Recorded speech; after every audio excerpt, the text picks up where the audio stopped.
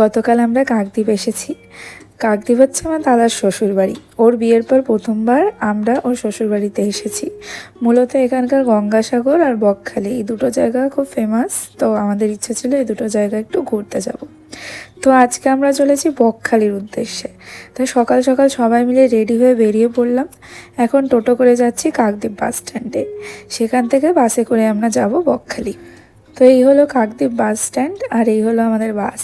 এখান থেকে প্রায় সব সময় বকখালি যাওয়ার বাস পেয়ে যাবে। তো আমরা তাড়াতাড়ি করে বাসে উঠলাম আর সিটও পেয়ে গেছি সবাই। বাসের কন্ডিশন হলো অনেকটা এরকম, অনেক দিন বাদে এরকম বাসে উঠলাম আর খুব নস্টালজিক লাগছে, কারণ ট্রেন ছাড়া আর অন্য কোনো কিছুতে চড়া হয় না তেমন। তো চলতে চলতে কাকদ্বীপের রাস্তাঘাট বেশ সুন্দর লাগছিল। এই তো পৌঁছে গেছি আমরা বকখালি। 1 ঘন্টা 40 মিনিট মতো সময় লাগলো কাকদ্বীপ থেকে বকখালি পৌঁছতে। রাস্তা মোটামুটি ভালোই ছিল, কোনো অসুবিধা হয়নি। এবার আমরা বিচের দিকে এগোচ্ছি। বাস জার্নি করে সবাই একটু হালকা ক্লান্ত ফিল করছিলাম, তাই সবাই মিলে আমরা একটু চায়ের দোকান থেকে চা বিস্কুট খেয়ে নিলাম। দূর থেকে তখনও সমুদ্রের কোনো চিহ্নই দেখা যাচ্ছিল না। এরপর সবাই মিলে হাঁটা শুরু করলাম সমুদ্রের দিকে।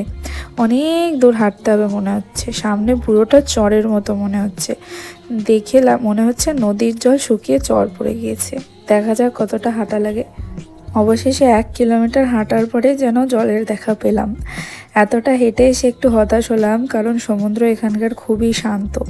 ঢেউয়ের সেই উত্তালতা গর্জন নেই বললেই চলে। পুরীর মতো ওরকমটা না, ঢেউগুলো খুব শান্ত আর ছোট ছোট।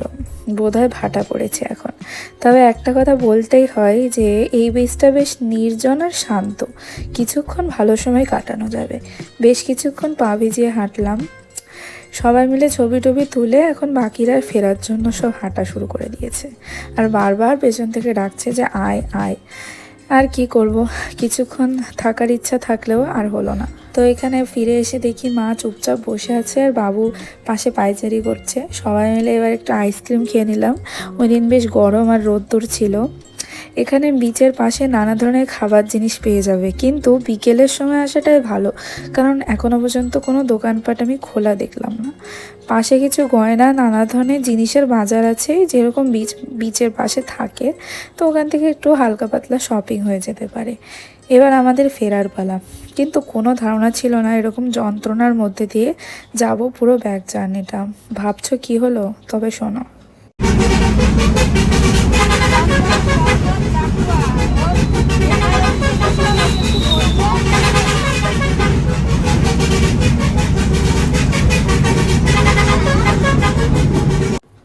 পুরোটা রাস্তা বাসটা এভাবে হর্ন দিতে দিতে যাচ্ছিল।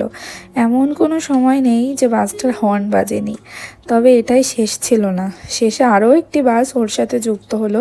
দুজনে কম্পিটিশান করে হর্ন বাজাতে বাজাতে কাকদ্বীপ পৌঁছালো। 1.5 ঘন্টা ধরে একটানা বাসের হর্ন শুনে শুনে আমার মাথা মেজাজ সবই খারাপ হয়ে গেছে। আর আমি তো একদম ড্রাইভারের পেছনের সিটটাতে বসেছি, তার কারণে আমার মাথাটা আরও খারাপ হয়ে যাচ্ছিল।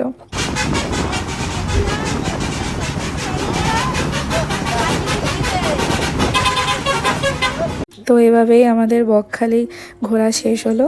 যদি আমার ছোটোখাটো এই ঘুরে বেড়ানোর স্মৃতিগুলো তোমাদের ভালো লেগে থাকে, তাহলে একটা সাবস্ক্রাইব করে আমাকে উৎসাহিত করতে পারো। Tata, by.